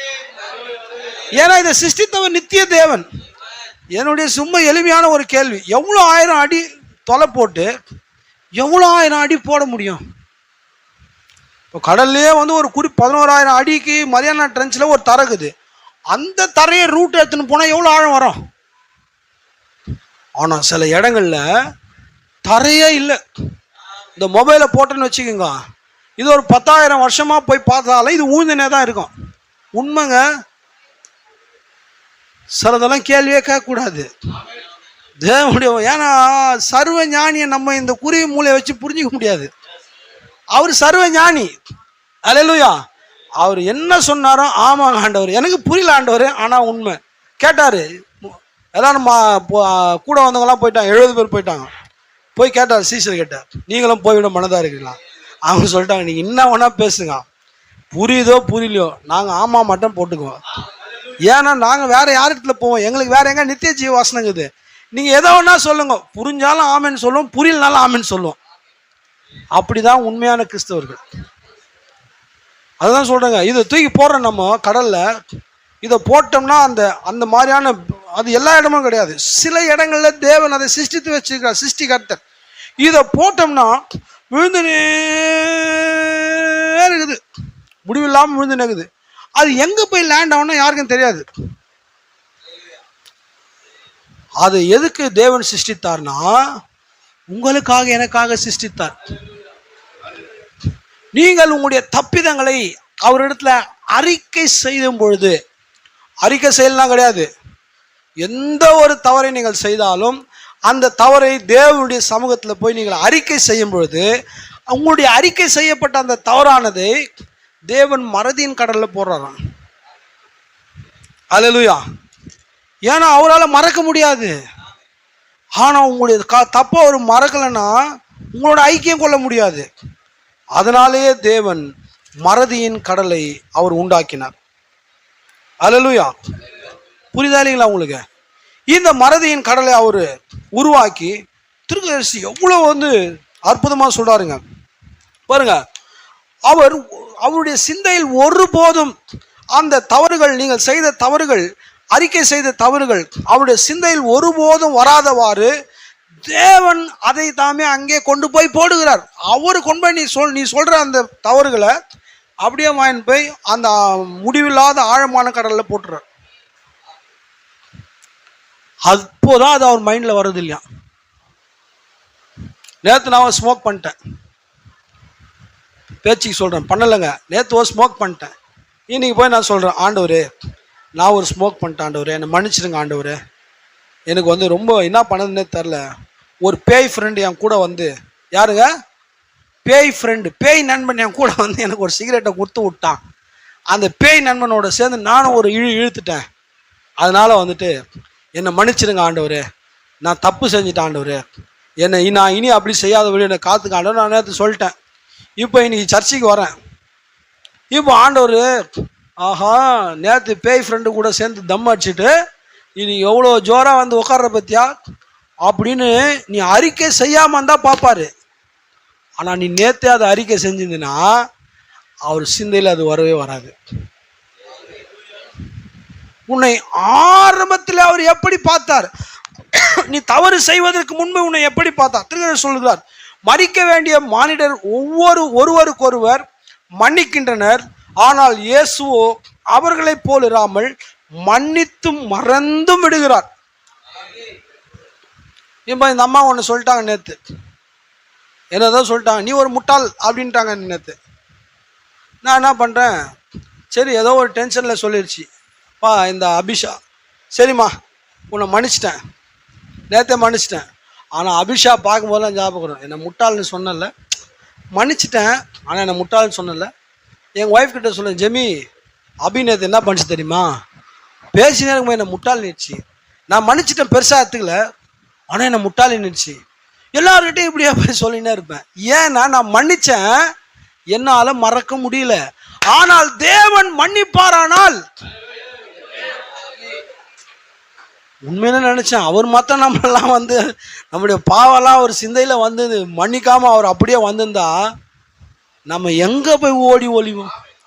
பாதாளத்தில் போய் மறைஞ்சு படுக்க போட்டால் கூட நினச்ச, ஆண்டவரே அந்த மறதி கடலுக்காக கோடான கோடி நன்றி ஆண்டவரே. அந்த மறதி கடல் மாத்திரம் என் வாழ்க்கையில் எனக்காக அது இல்லாமல் போயிருந்தா என் கதி அம்பேல் கந்த கிழிக்கோலமாக மாற்றிருக்கும். நான் அவ்வளோ ஒரு இழி நிலைக்கு, மோசமான நிலைக்கு போயிட்டு இருப்பேன். தேவன் என்னை பாருங்க, முழு இருதயத்தோடு நான் தேவனோடு நெருங்கவே முடியாதுன்னு இருந்திருக்கும். அது எனக்காக உண்டாக்கப்பட்டது. The sea of unforgetfulness, மறதியின் கடல். அன்பான சகோதரனே சகோதரிய, என்ன தவறு செஞ்சாலும் தவறு செய்யாத, உன்னை தவறு செய்ய ஊக்குவிக்கல, எந்த தவறும் செய்யாத. ஒருவேளை நீ தவறு செஞ்சிட்டீன்னா தாமதிக்காத, உன்னால் எவ்வளவு வேகமாக அதை தேவனிடத்தில் அறிக்கை செய்ய முடியுமோ அங்கே அறிக்கை செய். அது மறதியின் கடலில் விழும்படிக்கு தேவனுடைய கரத்தில் ஒப்புக்கொடு. அது மறதியின் கடலில் விழும்பொழுது அவர் மன்னித்தும் விடுவார், மறந்தும் விடுவார். நம்மால மறக்க முடியாது, அவர் மகத்தான மகிமையின் தேவன், அவர் அதை மன்னித்தும் மறந்தும் விடுவார். அல்லேலூயா. திருக்குறள் சொல்றாருங்க, அப்பொழுது அது முன்பிருந்தது போலவே இல்லை, அவர் அதை மறதியின் கடலுக்குள் போட்டுவிட்டு அதை நினையாமல் இருக்கிறார். அதை நினைக்கிறது இல்லை, அவர் நினைவில் அது இல்லை. அவர் தேவன், அவர் நினைவிலிருந்து அதை அறவே அகற்றி விடுவார். நீங்கள் செஞ்ச அறிக்கை, நீங்கள் செஞ்ச தவறு, நீங்கள் செஞ்ச மிஸ்டேக்ஸு தேவனுடைய சமூகத்தில், நீங்கள் தேவனிடத்தில் ஜெபத்தில் நீங்கள் அறிக்கை செய்யும்போது அதை அவர் தம்முடைய சிந்தையிலிருந்து அறவே அகற்றி விடுவார்.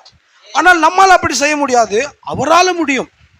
திருக்குறள் சொல்லுகிறார், ஒரு மனிதனுடைய பாவங்களை தேவனுடைய மறதி என்னும் கடலில் போடப்படும் பொழுது அதன் பிறகு அது ஒரு மனிதனை தேவகுமாரனாக மாற்றும். மனிதன் போட்டுனா அவருக்கு மைண்ட்ல வராது. அது அவர் இயேசு எப்படி பார்த்தாரோ அப்படிதான் உங்களையும் என்னையும் பார்ப்பார். அல்லேலூயா. தேவன் இனி உங்களை ஒருபோதும் பாவியாக நினைப்பதில்லை. நமக்காகத்தாங்க அந்த மறதி கடல், அந்த பாருங்க, அந்த பிடிப்பில்லாத அந்த அடியில ஒரு ஒரு ஒரு என்ன சொல்றதுங்க, பிடிக்கிறதுக்கு ஒன்றும் இல்லாத ஒரு கடலை எனக்காகத்தான். இதை பார்த்தா அந்த டேடி ரொம்ப கத்திக்கிறாப்பல. அல்லேலூயா. அதை படிக்கும்போது நமக்கும் அதிகமாக கத்த தோணுது. ஆண்டவரே, அந்த மறதியின் கடலுக்காக நன்றி ஆண்டவரே. எனக்கு இந்திய பெருங்கடலுக்காக நான் நன்றி சொல்ல, நான் அரபிக் கடலுக்காக நன்றி சொல்லலை, நான் மறதியின் கடலுக்காக நன்றி சொல்றேன். உண்மையா இல்லைங்களா? நமக்காக தேவன் வச்சிருக்கிறார். பாருங்க, நீங்கள் குமாரனும் குமார்த்தியுமாக இருக்கிறீர்கள். இனி உங்களை உங்கள் பாவம் நினைவு கூறவே முடியாது. தேவன் பாருங்க, எதுவுமே மறக்க முடியாது தேவன். நீங்க செஞ்ச தவறு, நேற்று இது வரைக்கும் செஞ்ச தப்பு, இன்னைக்கு எல்லாத்தையும் அறிக்கை செஞ்சிருங்க. புரியுதா இல்லைங்களா? ஏதாச்சும் ஒன்று செஞ்சிருந்தீங்கன்னா இப்போதே இந்த நிமிஷமே இன்னைக்கே கம்யூனியனுக்கு முன்னால் அறிக்கை செஞ்சிருங்க. எதுவா இருக்கட்டும், என்னவா இருக்கட்டும்ங்க, இப்போவே அறிக்கை செஞ்சு அதை மறதியின் கடலில் போடுங்க. அவர் இந்த கம்யூனியனில் உங்களை பார்க்கும்பொழுது அவருடைய குமாரனாகிய இயேசுவை எப்படி பார்த்தாரோ அவர் உங்களை அப்படி பார்ப்பார். நான் சொல்ல, அவருடைய வார்த்தை சொல்லுது. அவர் என்னையும் அப்படி தான் பார்ப்பார், உங்களையும் அப்படி தான் பார்ப்பார். அல்லேலூயா. அந்த மறதியின் கடலில் உங்களுக்காக பாருங்க, திருக்குறள் சொல்ற, அந்த மறதியின் கடலே உங்களுக்காக சிந்தப்பட்ட கிறிஸ்துவின் ரத்தமாகுது. நீங்க போயிட்டு அந்த உங்களுடைய பாவம் அதில் விழும்பொழுது அது கம்ப்ளீட்டான ப்ளீச், முழுமையாக சுத்திகரிக்கப்படுது. திருக்குறள் சொல்றார், அது முதற்கண் நடக்காதது போலவே அவர் எண்ணுகிறார். நீங்க போய் நிற்கிறீங்க, நேத்தான ஸ்மோக் பண்ணா, அப்படி பார்க்க மாட்டாரு. அப்படி ஒன்று நடக்கவே இல்லை. சர்வ ஞானிக, மறதியை மறக்கவே முடியாத ஒருத்தர் நமக்காக எவ்வளோ வேலை பண்ணிக்கிறார் பாருங்க. நம் மீது உயர்ந்ததான நேசம். அல்லேலூயா. கிறிஸ்து இயேசு மூலமாக பாருங்க, திருக்குறள் சொல்லுகிறார், ஸோ நாம் கிறிஸ்து இயேசு மூலமாக அவர் பரிசுத்தராக இருப்பது போல நாமும் பரிசுத்தமும் தூய்மையும் உள்ளவர்களுமாய் இருக்கிறோம். யாருடைய பாவங்கள் அந்த மறதியின் கடலில் போடப்பட்டதோ அவர் அந்த மனிதனை பார்ப்பதே இல்லை. அவர் அவனுக்குள் தம்முடைய குமாரனை பார்க்கிறார். அந்த கடலுக்கு கடையாந்திரமே இல்லை. கடையாந்திரம் தான் அது சரியான வார்த்தை தமிழ்ல. கடையாந்திரம்னா முடிவு. எவ்வளோ பேர் உங்களுடைய நீங்கள்லாம் போட்டு இருப்பீங்க, அப்பப்போ அதை தூக்கி போடுங்க. உங்களுடைய அக்கௌண்ட்டில் 0 பேலன்ஸ் இருக்கட்டும். ஐயோ போன வாரம் ஒன்று பண்ணேன், ஆனால் சொல்லவே இல்லை, ஆண்டவர் ஒன்று அப்படியே பார்த்துன்னே இருப்பார். சொல்லவே இல்லை, நீ இன்னும் தெரியுது.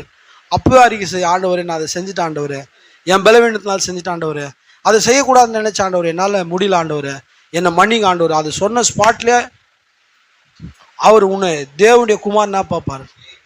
அவரு அது பெரிய ப்ராசஸே இல்லை. நீ அறிக்கை செய்யும் போது அதை விழுந்த பட்சத்தில் என்ன சொல்றாருங்க, அந்த அழுக்கு அந்த ரசாயனத்தில் விழும்போது, அந்த குளோரேஜ் ப்ளீச்சில் விழும்பொழுது, அந்த குளோரேஜ் ப்ளீச்சில் இருக்கிறதான ரசாயனங்கள் அந்த அழுக்கை உடைத்து நிறம் தெரியாமல் ஆக்குகிறது. நீங்கள் பக்கெட்டில் விழுந்ததான அந்த அழுக்கை வந்து நீங்கள் தனியாக எடுக்கவே முடியாது. அது உடைஞ்சி ரசாயனமாக மாறிச்சு. அல்லேலூயா. அவர் குமாரனாக காடுகிறார். ஸோ கடையாந்திரமே இல்லை, அது போய்கொண்டே இருக்கிறது. அந்த கடலுக்குள் போடப்பட்ட காரணமாகத்தான் திருக்குறள் சொல்கிறார், மணவாட்டி கல்யாண விருந்தின் போது தேவனுடைய குமாரனை மணக்க தூய்மையாயும் கலப்படமற்றவளாயும் நிற்பாள். அந்த கடல்ல உங்களுடைய பாவம் அக்கிரமம் விழுந்தாதான் நீங்க மணவாட்டியா கல்யாண விருந்துல கர்த்தராகிய இயேசு கிறிஸ்துவை மணக்க தூய்மையாயும் கலப்படமற்றவர்களாயும் நீங்கள் நிற்பதற்கு அதுதான் உங்களுக்கு உதவி செய்யும். அந்த மறதியின் கடலில் யாருடைய தவறுகள் விழுந்ததோ அவர்கள் நிச்சயமாக தேவனுடைய சுபாவத்தை கொண்டவர்களாக இருப்பார்கள் என்று திருக்குறள் சொல்லியிருக்கிறார். அதனால அன்பான சகோதரனே சகோதரிய, புரிஞ்சிச்சிங்களா? மறதியின் கடல் உங்களுக்கு ஓரளவுக்கு. எதுவுமே அக்கௌண்ட்டில் வச்சுக்காதீங்க, எல்லாத்தையுமே ட்ரான்ஸ்ஃபர் பண்ணுறீங்க. ஃபண்ட் ட்ரான்ஸ்ஃபர் மாதிரி சின் ட்ரான்ஸ்ஃபர் பண்ணுறீங்க. புரியுதா இல்லைங்களா? ஃபண்ட் ட்ரான்ஸ்ஃபர் பண்ணுற மாதிரி சின் ட்ரான்ஸ்ஃபர் பண்ணிட்டுங்க. எங்கே பண்ணுறது? எல்லாத்தையும் கர்த்தரிடத்தில் பண்ணுங்க. அவங்களுடைய சின்னை நீங்கள் அவர்கிட்ட ட்ரான்ஸ்ஃபர் பண்ணால் அவர் அந்த சின்னை த சீ ஆஃப் அன்ஃபர்கெட்ஃபுல்னஸ், மறதியின் கடலுக்கு அவர் அங்கே ட்ரான்ஸ்ஃபர் பண்ணுவார். அங்கே எல்லாமே முற்றிலுமாக அது தூய்மையாக்கப்பட்டு நீங்கள் தவறு செய்தீர்கள் என்ற எண்ணமே இல்லாமல் தேவன் உங்களை பார்ப்பார். எவ்வளோ ஒரு தெய்வீகம்! நான் எவ்வளோ பண்ண, உண்மையிலே அவர் மட்டும் பழைய ஏற்பாட்டின் தேவனாக இருந்தால் 24 மணி நேரத்தில் 2400 தடவை வெட்டுப்படுவேன். நான் கம்மியாக சொல்கிறேன்னு நினைக்கிறேன். 24 ஹவர்ஸில் 2400 டைம்ஸ் நான் மறிப்பதற்கு தகுதியான ஆளாக இருந்திருப்பேன். ஆனால் அந்த மறதியின் கடலுக்காக அவருக்கு கோடான கோடி நன்றி. எல்லாவற்றையும் அங்கே போட்டதுனால எந்த காரியத்தையுமே அவர் என்னை அங்கே பார்க்காமல் அவருடைய குமாரனும் குமார்த்தியுமார் பார்க்கிறார். அந்த ஸ்லாக்கியத்தை நாம் எல்லோரும் யூட்டிலைஸ் பண்ணுவோம், அதை நாம் ஏற்றுக்கொள்வோம். கர்த்தர் உங்களை ஆஸ்வதிப்பாராக. நாம் யாவரும் பந்தி இருப்பதற்கு நம்முடைய இருதயத்தை ஒப்புக் கொடுப்போம். கொஞ்ச நேரம் ஸ்தோத்திரிப்போம்.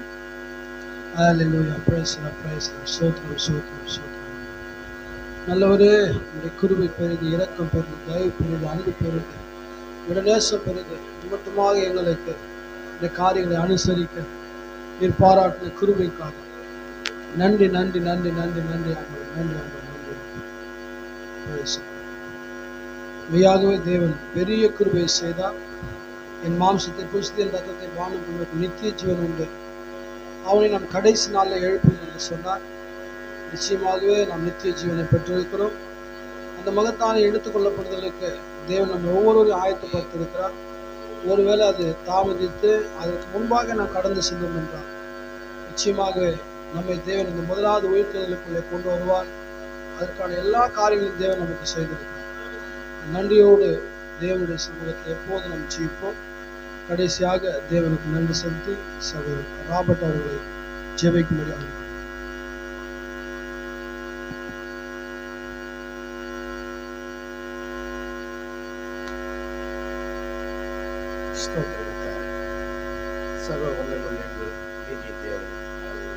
கர்த்தாவே, இந்த மாநில நேரத்திற்காக நன்றி. தேவனை உலக சிந்தையில உலக தோற்றத்துக்கு முன்பாகவே உங்களுடைய சிந்தையில் இந்த நாளினை முன்குறித்தீர். இந்த நாளிலே நாங்களும் தேவனை உங்களுடைய வார்த்தைக்கெல்லாம் வந்து இந்த ராபோஜன பாடத்தில் பங்கு கொள்ள நீர் எங்களுக்கு கொடுத்த கிருபைக்காக நன்றி கர்த்தாவே. தேவனை இந்த நாளை நாங்கள் நினைத்து பார்க்காத நாள் கர்த்தாவே. எங்களுக்காக என்ன வைத்து நாங்கள் தெரியாத நாள் கர்த்தாவே. ஆனாலும் கர்த்தாவே, உங்களுடைய சித்தத்தின்படி நீர் எங்களை இந்த நாளிலே இம்மட்டுமாக நீ எங்களை போஷித்த கிருபைக்காக நன்றி கர்த்தாவே. தேவனே, தேவனை நாங்கள் காலையில் கேட்டது போல கர்த்தாவே ஒரு சிறந்த வேலைப்பாடாக நீர் சிருஷ்டித்து கர்த்தாவே அதற்குள்ள நீர் எங்களை வைத்து கர்த்தாவே இன்றைய தினத்திலே இப்பொழுது கர்த்தாவே எங்களுக்குள்ளாக தேவையற்ற எல்லா காரியத்தை நீக்குவதற்கு நீர் எங்களுடைய வார்த்தை கொடுத்திரும் நன்றி கர்த்தாவே. தேவனை எவ்வாறாக கர்த்தாவே எங்கள் பாவங்கள் எல்லாம் வந்து மருதியின் கடலில் போடப்பட்டதோ அதற்காக நாங்கள் அறிக்கை செய்யாத எல்லா பாவங்களையும் மன்னித்து விசுவாசிய கர்த்தாவே. நாங்கள் இதுவரை செய்த எல்லாவற்றையும் இந்த ஆராதனை ஒப்பு கொடுத்து எல்லாவற்றையும் உங்களுடைய சமூகத்தை நாங்கள் அறிவித்து நாங்கள் நம்புகிறோம் கர்த்தாவே. நாங்கள் அறிக்கை செய்யும் பொழுது நீங்கள் அதை கேட்டு அதை மருதினை கடலில் போட்டு என்ற விசுவாசத்தை நாங்கள் நிலத்தை கடந்து செல்லுறோம் கர்த்தாவே. தேவனை நாங்கள் போகிற பாதை என்று எங்களுக்கு தெரியாது கர்த்தாவே. ஆனால் கர்த்தாவே நாங்கள் அதே நிச்சயத்தோடு தேவனை அந்த தகப்பன் பெற்ற அதே நிச்சயத்தோடு நாங்கள் கடந்து செல்லுறோம் கர்த்தாவே. எங்கள் எல்லோருடைய பாவங்களும் எல்லோருடைய மீறுதல்களும் எல்லோருடைய அக்கிரமமும் அந்த மருதினை கடலிலே கிடைக்கிறதுக்காக நன்றி கர்த்தாவே. நாங்கள் விடுதலையோடு இதோ நாங்கள் கடந்து செல்லுறோம் கர்த்தாவே. 2 நேரத்துக்கு எழுதி கொடுத்த போதல் உடைய கருத்துல ஒப்பு கொடுக்கிற கர்த்தாவே. சபை கேட்ட ஆகாரத்தை கொடுத்த கிருபைக்கு நன்றி கர்த்தாவே. தேவனை மாம்ச ஆகாரம் ஆவிக்குரிய ஆகாரத்தை போஷித்த சகோதரனுடைய கருத்துல ஒப்பு கொடுக்கத்தாவே. அவருடைய குடும்பத்தோட ஒரு பிரச்சனை இருக்கட்டும், பிள்ளைகளோட ஒரு பிரச்சனை இருக்கு கர்த்தாவே. அந்த மந்தைய மேய்ப்போட மந்தைகளோடு உடைய கிருபை இருக்கட்டும் கர்த்தாவே. தேவனை மேய்ப்பன் போட ஆரத்தை புசித்து அதன்படி நாங்கள் ஜீவிக்க நீர் எங்களுக்கு உதவி செய்யும் கர்த்தாவே. நாங்கள் அதை புசித்து சந்தோஷமா வாழ நீர் உதவி செய்யும் கர்த்தாவே. தேவனே, பிசாசன் எங்களுடைய எந்த வார்த்தையும் எடுத்து விட போடாதபடி கர்த்தாவே நாங்கள் கேட்ட வார்த்தையின்படி ஜீவிக்க நீர் எங்களுக்கு உதவி செய்யும் கர்த்தாவே. இந்த நாள் மட்டும் கர்த்தாவே நாங்கள் மீண்டும் உங்களுடைய வார்த்தையினால் இந்த இடத்துல கூடு மட்டுமாக உங்களுடைய பிரச்சனை ஒவ்வொருவரும் கூட இருக்கட்டும் கர்த்தாவே. இந்த ஆராதனை கலந்து கொள்ள முடியாத அநேகங்கள் உண்டு கர்த்தாவே. யார் யார் எதனால் இருக்கான்னு எங்களுக்கு தெரியாது கர்த்தாவே. யார் யாருக்கு என்ன பிரச்சனை எங்களுக்கு தெரியாது கர்த்தாவே. எல்லாத்தையும் உங்களுடைய கருத்துல ஒப்பு கொடுங்க கர்த்தாவே. எங்களுக்கு அந்த வல்லமை இல்லை கர்த்தாவே. அந்த அதிகாரத்திற்கு கொடுத்திருக்கத்தாவே. எங்கள் பாவங்கள் மருதின கடலில் போடப்பட்ட அந்த விசுவாசத்தோடு நாங்கள் அறிக்கையோடு நாங்கள் கேட்கிறோம் கர்த்தாவே. எல்லா ஆத்மாவும் நீங்க கூட்டி வாருங்க கர்த்தாவே. எல்லா தடைகளையும் மாற்றுங்க கர்த்தாவே. எல்லா விளைவுகளையும் மாற்றுங்க கர்த்தாவே. எல்லா தேவனே நமக்கு பிரியமுள்ள எல்லா தீவிர எல்லா தேவையற்ற காரியங்களையும் மாற்றி தேவனை எல்லாவற்றையும் வெற்றி ஒழித்து உங்களுடைய வார்த்தையில நாங்கள் ஐக்கியப்பட நீர் கிருபை செய்யுங்க கர்த்தாவே. தேவனை நாங்கள் ஒருவர் பார்ப்பதில்லை கர்த்தாவே. உங்களுடைய வார்த்தையிலே உங்களுடைய நாமத்தை ஐக்கியப்பட நீ எங்களுக்கு உதவி செய்ய கர்த்தாவே. எங்கள் எல்லா மேட்டிமை எண்ணங்களும் எடுத்து போறோம். உங்களுடைய வார்த்தைகளை நாங்கள் ஒன்றுமல்ல கர்த்தாவே. உங்களுடைய கிருபை எங்களோடு கூட இருக்கட்டும். அந்த சிறியவர் பெரியவர் உங்களுடைய பிரச்சனை இருக்கட்டும் கர்த்தாவே. இந்த ஒரு நாள் முழுவதும் உங்களுடைய பிரச்சனைகளோடு இருந்திருக்க நன்றி கர்த்தாவே. தேவனை நாளை எங்களுக்கு என்ன வைத்திருக்கின்ற தெரியாத இந்த நாள் உங்களுடைய வார்த்தையை முன்வைத்து நாங்கள் சொல்லுகிறோம் கர்த்தாவே. தேவனை எங்களுக்கு என்ன வைத்திருக்கிறது நாளை தினம் எங்களுக்கு என்ன வைத்திரு எங்களுக்கு தெரியாது கர்த்தாவே. தேர்ந்தெடுத்து நாங்கள் உண்மை போல நீர் எங்களுக்காக எல்லாவற்றையும் மறைத்து வைத்திருக்க கர்த்தாவே. நாளை தினம் ஆசீர்வாதத்தை நாளைய தினம் நீர் எங்களுக்கு கொடுக்கிற கிருபைக்கு நன்றி கர்த்தாவே. நீரே நடத்தும் உங்களுடைய வார்த்தையை விசுவாசித்து உங்களுடைய வார்த்தையில ஜீவிக்கிற எங்களுக்கு நீர் உங்களுடைய கிருபையினாலே பாதுகாத்தவருடைய கிருபைக்கு நன்றி கர்த்தாவே. உலகத்திலே அநேக செய்திகளை கேட்கிறோம் கர்த்தாவே. நாங்கள் சோர்ந்து போகாதபடி நாங்கள் எங்கள் மீட்பு சமீபமா இருக்கிறதுக்காக நன்றி கர்த்தாவே. உலகத்தில் அநேக பிரச்சனைகள் போராட்ட யுத்தங்கள் நடந்து கொண்டிருக்க கர்த்தாவே. நாங்கள் எங்கள் தலையை தூக்கி எங்கள் ரட்சிப்பு நாங்கள் மீட்பை நாங்கள் மேலாக பார்க்கிறோம் கர்த்தாவே. ஒரு நாள் இதற்கு முன்பாக நாங்கள் எடுத்துக்கொள்ளப்படுவோம் என்று நாங்கள் நம்பிக்கையோடு இருக்கிறோம் கர்த்தாவே. இந்த உலகம் தன்னை தானே அடித்துக் கொள்வதற்கு முன்பாக நாங்கள் உங்களுடைய வார்த்தையோடு கூட அந்த உங்களுடைய மத்திய ஆகாயத்தை நாங்கள் சந்திப்போம் என்று விசுவாசத்தில் ராப்போஜத்தை பங்கு கொண்ட கர்த்தாவே. என் மாம்சத்தை பூசித்த ரத்தத்தை பாடும் நித்திய ஜீவன் உண்டு என்ற அந்த வார்த்தையை விசுவாசித்தவர்களாக இந்த இடத்தை நாங்கள் கடந்து செல்லுங்க கர்த்தாவே. நீ நடத்து கர்த்தாவே. எல்லாவரையும் உங்களுடைய கருத்தில் ஒப்புக் கொடுங்க. பொறுப்படுத்திக் கொள்ள வழி நடத்த பலப்படுத்தும் இயேசு கிறிஸ்துவை விளையாடப்பட்டு ஜெபிக்கிறேன். ஆமென், ஆமென், ஆமென். கர்த்தர் உங்கள் யாவரையும் சமாதானத்தோடு நடத்துவாராக. தொடர்ந்து தேவனுக்காக ஜீவித்து அவருடைய வார்த்தைக்காக வாழுங்கள். தேவனுடைய சமாதானம் உங்களுடைய இருதயங்களை ஆள கடவுள். ஆமென்.